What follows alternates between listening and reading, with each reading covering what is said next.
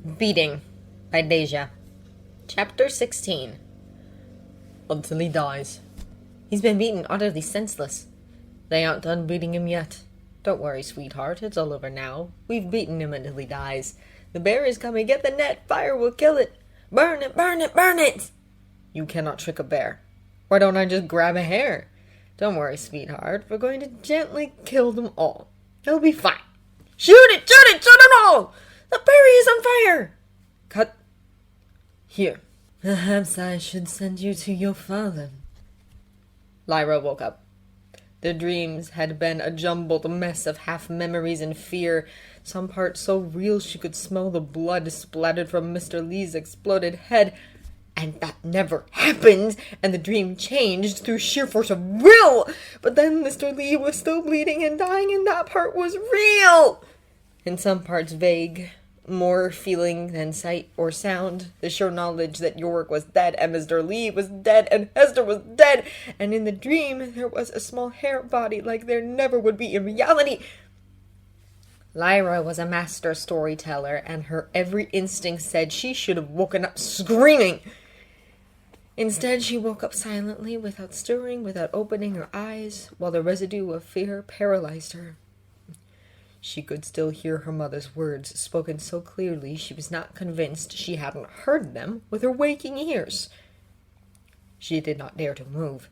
That was how nightmares usually took her. No dramatics, no screams or tears, just a terror in the dark, and then lying still and frozen and awake, waiting and listening to be sure the monsters weren't real, ready to pounce the moment she moved. Sometimes Pan would shift into something fierce, then look around and tell her all was safe. Sometimes, when he was as taken as her by the nightmares, he would huddle in her arms and not move. This was one of those times. They were not afraid of monsters, though, not this time. They were afraid to remember which part of the nightmare was true.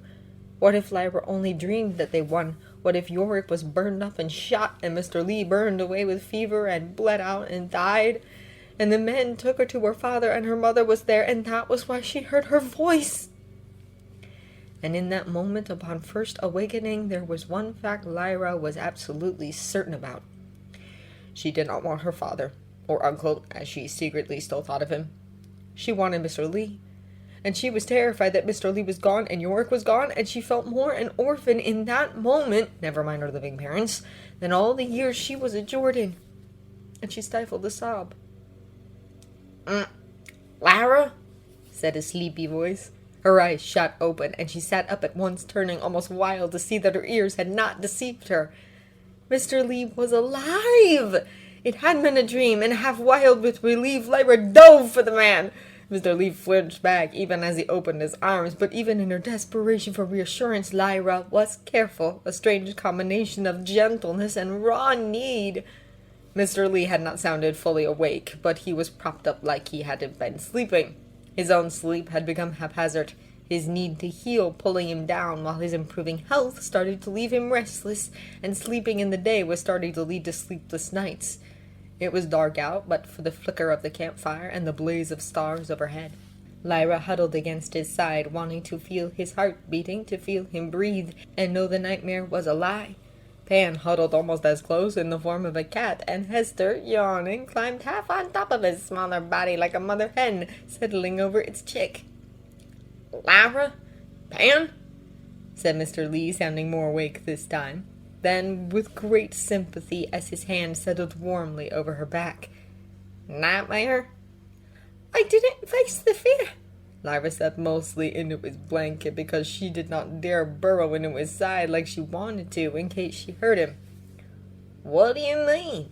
Asked Mr. Lee. You are the bravest girl I know. In the nightmare, said Lyra, I didn't face it like Iorek said. He just ran over me and everyone died because I didn't lie right and I was alone again. You're never alone, said Pan, slightly muffled from under Hester. One of those dreams, huh? Said Mr. Lee, voice filled with sympathy. Had a few of those myself, only it was you and Iorek doing all the dying. Those are the worst, huh? I myself dreamed of death, came Iorek's deep voice. I looked at all the ways I failed. You didn't, Lee started to say, but Iorek kept talking, and Mr. Lee never finished his sentence. I saw all the ways I could have done something different, and each time I died. Only Scoresby died. Sometimes even Lyra Silvertongue died, and that was the worst of all, because that is not how things happened. There is no better way for things to happen than how they happened, because we all live, and we are together. There was silence for a moment after that. Iorek, said Lyra then, how do you face your fear when you're asleep? I look it in the eye, answered Iorek. There was a longer moment of silence, and Lyra feels herself starting to drift down in spite of herself, only to jerk herself awake again, heart beating fast. I don't know if I can, she whispered, continuing the conversation some 5 minutes after everyone thought it ended. I ain't brave enough. You are brave when it matters, said Mr. Lee. You are the bravest human I have met, Iorek said, then, speaking over Mr. Lee's, muttered, Aye! Perhaps humans face dreams differently than bears. Bears have armor. You have demons. Perhaps. But he did not finish, trailing off into thoughtful pondering. Maybe I can fight your dreams, Pan suggested. Hear that, Lee? Asked Hester in a sleepy voice. Next time you're tossing and turning, call for me. Should go for Lyra, Mr. Lee mumbled. Iorek's right. She is the bravest of us. No, you're just teasing me, said Lyra, scowling, but at the same time careful not to pull away or do anything to make the hand that lightly rubbed against her back stop its motion. I did not say she was the bravest, said Iorek. I said she was the bravest human. Then, after a long moment, I do believe Hester is the bravest.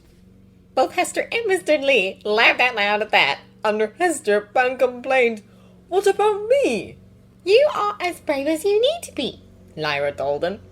They lay in silence a while longer, and Lyra started to drift again, then jerked herself awake. She did not want to be brave just then. She wanted to lie awake beneath the stars and feel Mr. Lee still alive, and hear Iorek close, still alive too, and just know that everyone was alive and maybe she would never sleep again. Mr. Lee paused in rubbing her back when he felt her jolt, then started again. Lyra could not in all her life remember a touch like that. Her mother never had. At most, she held her hand and sometimes pushed her around to get her to move how she wanted. Sometimes her touch was gentle, but it could just as quickly turn violent. A hand on her shoulder suddenly digging in. A quick hug turned into a shove. Back in Oxford, sometimes an adult would scrub her down when she got too dirty, or smack her if she was particularly misbehaved. Sometimes with other children, they would hug, or they would wrestle, or they would fight, but never anything gentle. All those years of living, and all those different hands touching her, and she never knew it could feel so good just having a hand rub up and down her back. She wondered if Pan felt that when she petted him, and no wonder he always wanted more. You don't have to be strong now, Mr. Lee whispered. Never mind what Iorek said about facing fears. You just close your eyes, darling, and I'll be at your side all night. Nothing will hurt me, and nothing will hurt you.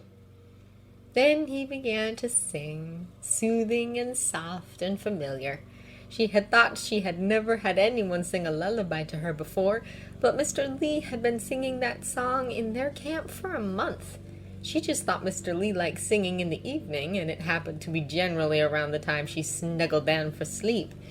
Maybe he did too, but maybe it had been on purpose all along to lull her to sleep. That thought was almost as lovely as the hand on her back. This time when sleep pulled her down, she let it. The song followed her into her dreams, and perhaps that was why this time the nightmares didn't come. Perhaps she had faced her fears. In a way. And she slept. Lee Scoresby kept up the soft lullaby until he felt Lyra's breathing even out, and even then he continued to hum until he was absolutely sure the child was asleep and not likely to startle awake again. Then he lay in silence and, to himself, admitted how much he needed her closeness, just as she needed his. She was not the only one whose sleep was disturbed. The worst of his dreams did end in everyone's death, just as he told her, but there were others, some just as bad. Hands on Hester, not images, just an echo of the sensation. The gag, the blindfold, the cane against his back. Perhaps Iorek had some truth in speaking of nightmares as battles. It felt like his mind was wrestling with all that had happened every time he closed his eyes. Half the time he slept anyway because his body demanded it, but never as long or as deeply as before when he had Serafina Pekkala's help. Serafina Pekkala had left with her sisters, but had waited until he was awake to say goodbye. "I must leave, or I will do harm," she said. She did not explain her words, though Lyra asked. Then, after she left, she asked Lee what the witch meant. "I suppose it is part of being a witch," Lee had answered. "She might look young, but she has lived centuries. Living that long, I guess it gets harder and harder to be friends with people so short-lived as we are to her." That had only confused Lyra more, but she finally accepted it is a witch thing, and later he heard her whispering to Ben, "I bet she's so full of magic she burns other people if she ain't careful. I bet that's the harm she's avoiding. Let's play I'm a witch, and you be a bird."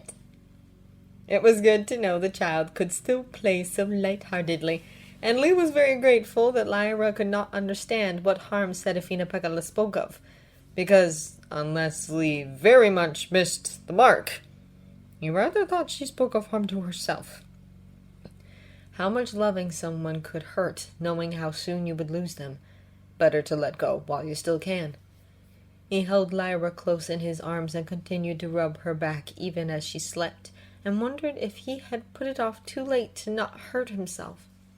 Better to enjoy now, and not think about Iorek returning to his people, and Lyra and Pan returning to theirs, and being left alone with Hester in a great big airship. As if reading his thoughts, Iorek shifted closer, then said, "You should return to sleep, Lee Scoresby." "By and by," answered Lee, admitting to himself, if not to Iorek, that his eyelids were starting to droop. Being allowed to hold Lyra, to soothe her, felt like a gift. He had said he thought of her like she was his daughter, and he did, but up to that moment he had not fully understood how dangerous love could be. He would defend her with his life, that was always true, but now he knew what it felt like to be the one turned to for comfort, to hold her in his arms, for her to find safety there enough to drift into sleep at his side. And he knew that this was a borrowed gift. The girl already had a father, and her mother had paid him to bring her to him. He had no right to her, none, and he knew in that moment that giving her away was going to break his heart. "Lay?" said Hester's sleepy voice. It was rare for one of them to drift into sleep without the other, but it could happen, and had been happening more often lately, as Lee's need to heal had been greater than Hester's, at least for physical wounds. "Yes," whispered Lee softly, wary of the girl sleeping at his side. She did not stir. "We could keep them," said Hester. Lee knew exactly what she meant, and he was shocked to the core, because he never expected Hester to suggest it. He was so shocked for a long moment he could not answer. "What, are we thieves now?" he asked in the end, voice a soft whisper. "You can't steal what someone threw away," Hester answered. Lee said nothing to that. He understood Hester's words, but they couldn't be right. Lord Asriel hadn't thrown Lyra away. How could anyone throw away a girl like her? Lee didn't even know the man. For all he knew, Lyra's father had expected her nearly a month ago and was desperate with worry. Lee would be in his place. Lee had to take her to him. He couldn't be so selfish as to try and separate a girl from her father just because his own heart was breaking. That wasn't fair to Lyra. But if Hester was right, if the impossible happened and Lord Asriel did not love his child with every fiber of his being... Lee could not think on that. He knew it would hurt giving her up. It would destroy him if he imagined there was a chance she could be his, and then it turned out he had to give her up anyway. Then Iorek started humming. He tended to do that whenever he got it in his head that Lee Scoresby was thinking too hard and fighting against sleep. "You need sleep too, you know," Lee mumbled towards the bear. "First thing tomorrow, I'll stay up. It's your turn to sleep." Iorek did not stop humming and smiling in spite of his grumbling. Lyra let himself drift downward. There were no more nightmares that night.